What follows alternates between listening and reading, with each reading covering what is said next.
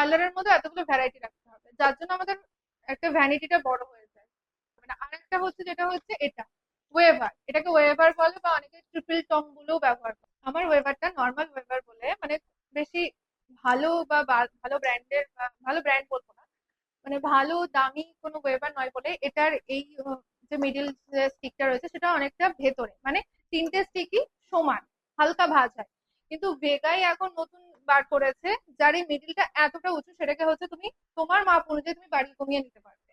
আইকনিকেরও same আছে, আইকনিকের মতন ভেগাও বার করেছে, ওটার প্রাইসটা অনেকটা বেশি, ঢেউটা বেশি, মানে এই মিডিলের ইয়েটা অনেকটা উঁচু হয়ে যাবে, ঢেউ কালারটা অনেকটা উঁচু হয়ে যাবে।